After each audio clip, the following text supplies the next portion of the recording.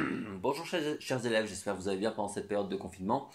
Comme je vous l'ai dit par message, j'allais donc proposer quelques vidéos vous permettront un petit peu de pouvoir travailler à la maison et de ne pas vous retrouver sans rien à faire. Donc voilà, donc je vais essayer de vous en faire quelques-unes un peu régulièrement, comme ça vous permettra de pouvoir avoir un peu de contenu. À vous de voir qu'est-ce qui vous convient le plus. Il va y avoir un peu de tout, il va y avoir des exercices autant débutants que des exercices autant intermédiaires, que des exercices de rudiment, que des exercices quand on a peu le temps, quand on veut progresser vite, etc. etc. Donc je vais essayer au moins d'en faire si je peux 3 par semaine.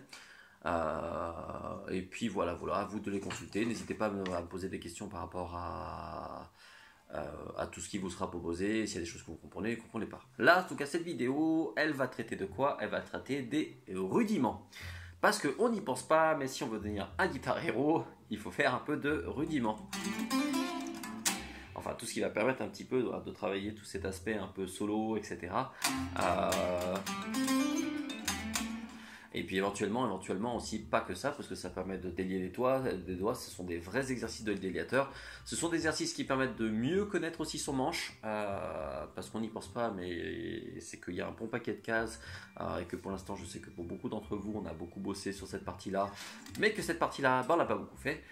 Et surtout ça va vous permettre en fait à la longue, par rapport même à des gammes qu'on a déjà, des accords qu'on a déjà appris, d'en créer des supplémentaires, parce que malgré tout, en fait, quand on sait un petit peu où sont placées les notes, on peut permettre après un petit peu de créer de nouveaux accords et surtout de ne pas avoir à apprendre spécialement des accords que par cœur. Et aussi éventuellement de mieux comprendre pourquoi certains accords sont construits comme ça. Parce que par exemple, un Do majeur, que pour beaucoup d'entre vous, vous avez déjà appris, soit il est comme ça, mais il n'est pas comme ça parce qu'il est comme ça. Il est comme ça parce qu'il y a des notes qui sont placées à un tel endroit qui font qu'il est obligé d'être comme ça. Et qui font que si on veut qu'il soit mineur, généralement on va avoir plus tendance à le prendre comme ça ou à le prendre de d'autres façons différentes. On peut prendre aussi ces accords un peu plus barbares, etc. Donc, que je vous explique aujourd'hui. Aujourd'hui, nous allons apprendre deux types de rudiments. Nous allons apprendre les gammes pentatoniques pour ceux qui veulent commencer. Et pour ceux qui se sentent un petit peu plus motivés, etc., on va travailler ce qu'on appelle les gammes de la tonalité majeure. On verra plus tard qu'il y aura bien une tonalité mineure. Voilà. Donc déjà, qu'est-ce que la tonalité? La tonalité, en fait, pour vous expliquer un peu brièvement, c'est en fait c'est un ensemble de notes qu'on va donner qui vont toutes bien aller ensemble. Par exemple, si je vous prends Do, Ré, Mi, Fa, Sol, La, Si, Do, ce sont toutes des notes qui vont bien ensemble. Si je les joue,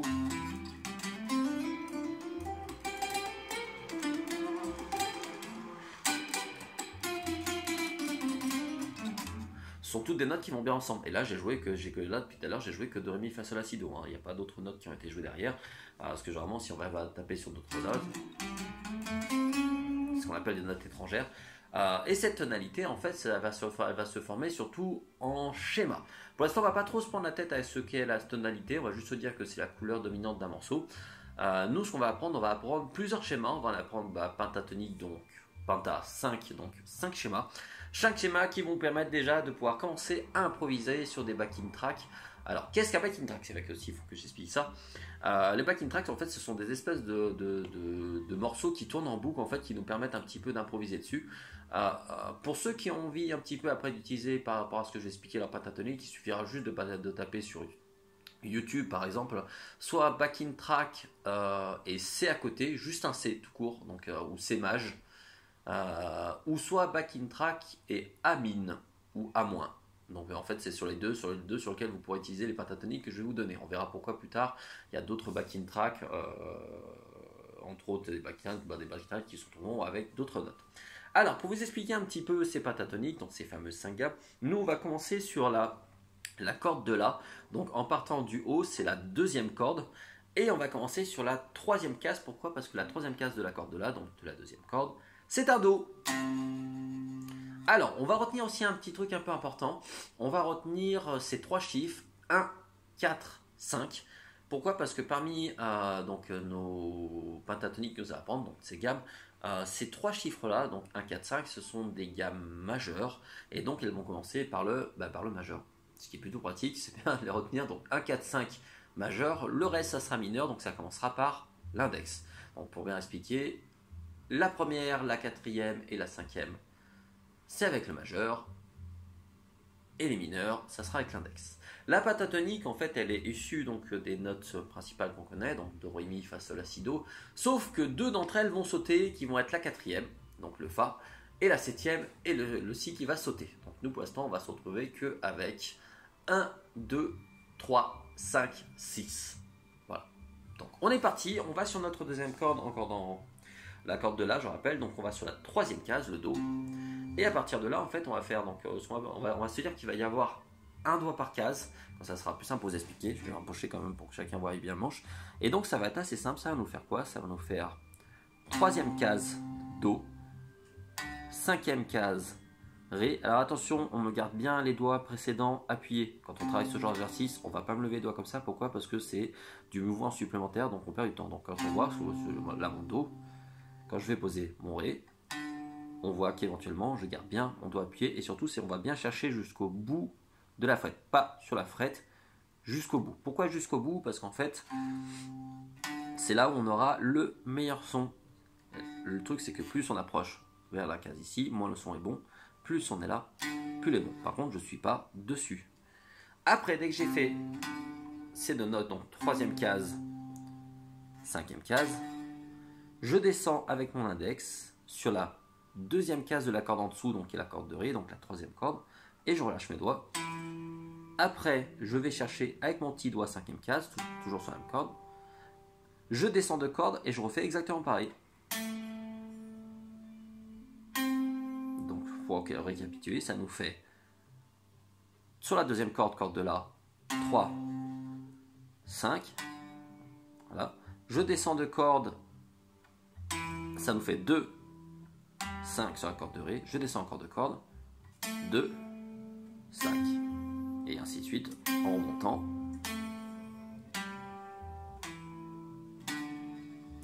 Voilà. La suivante, elle va être assez facile, elle va commencer par la case numéro 5 de la corde de la, donc la deuxième corde. Et on va commencer avec l'index, parce que c'est la deuxième gamme. On rappelle que c'est 1, 4, 5 qui sont majeurs, donc qui vont commencer avec le majeur, tout le reste c'est mineur, on commence avec l'index.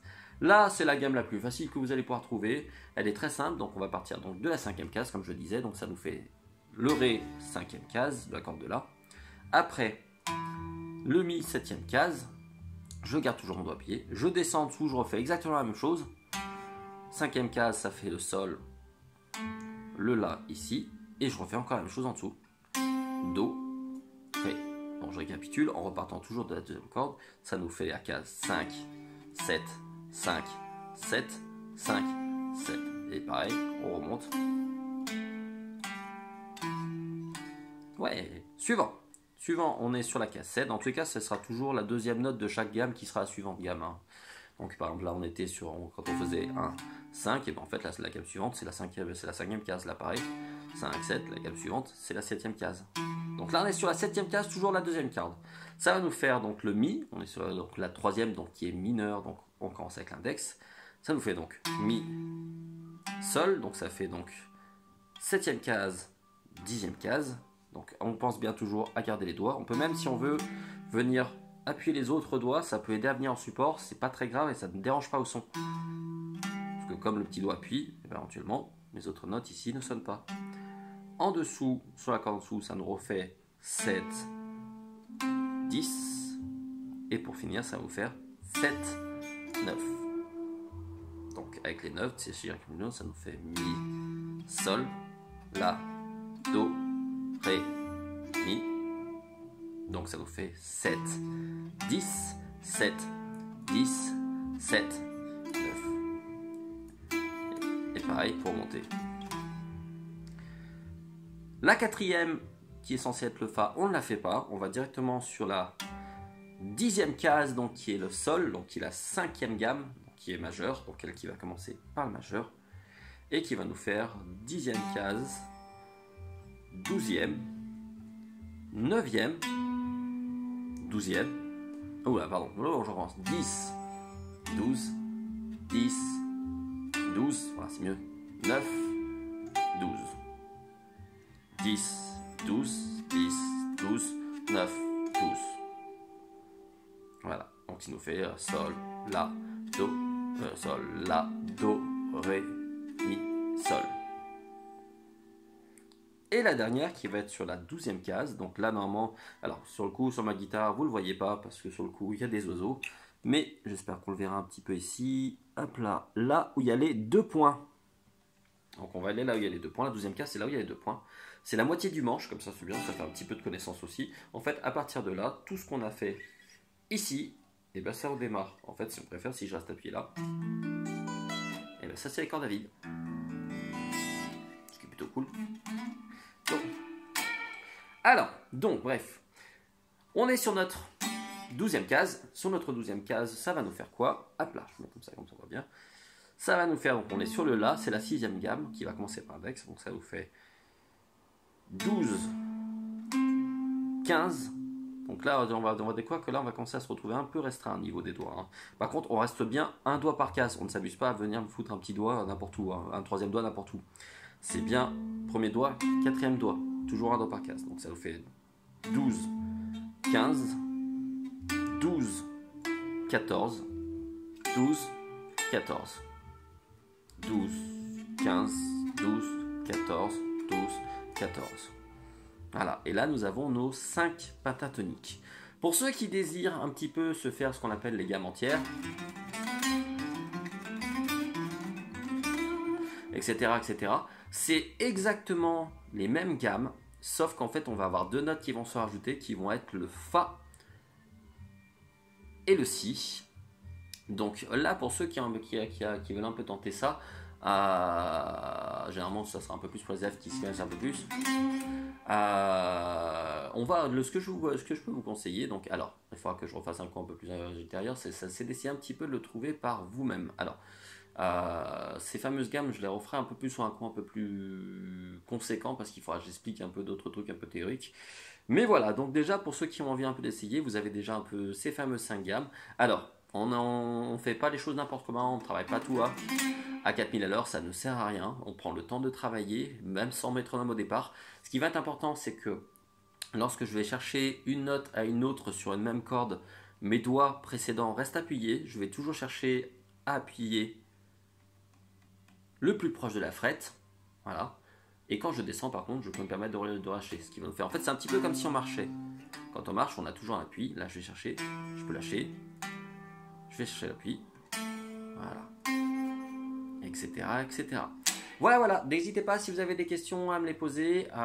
C'était un petit cours déjà sur les gammes. Donc, comme je dis, on prend le temps de me les faire monter, descendre.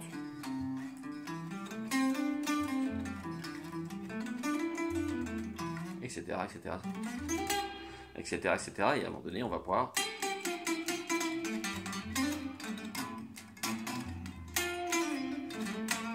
improviser avec. Et ça va être plutôt sympa.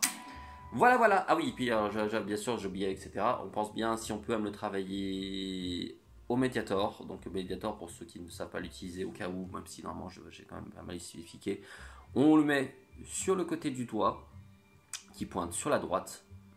Là. Donc mieux on va faire plutôt comme ça, on va faire pointer sur la droite, on pose le pouce, on vient récupérer sur le côté du doigt. Quand on voit, hop là, j'ai tendance à, j'arrive à trouver la caméra avec le chat qui passe parce que c'est toujours plus drôle éventuellement. On voit que je laisse très peu d'espace, pourquoi? Pour qu'il y ait une vraie fermeté, il n'y a pas besoin de laisser tout ça, hein. Le but c'est qu'il reste un petit peu. Et comme je dis, merci le chat, allez viens, bah oui miaou, voilà. Ça fera ah bah oui, parce qu'on va avoir des fesses de chat, c'est mieux aussi. Donc, je disais donc, on essaye de bien travailler tout en aller-retour sur cette partie-là. Hop, je vais montrer, je vais me décaler. Voilà. En utilisant bien le petit doigt, on appuie ici. Et moi, ce que je fais, je dois voilà, tout en aller-retour. C'est-à-dire que quand on joue,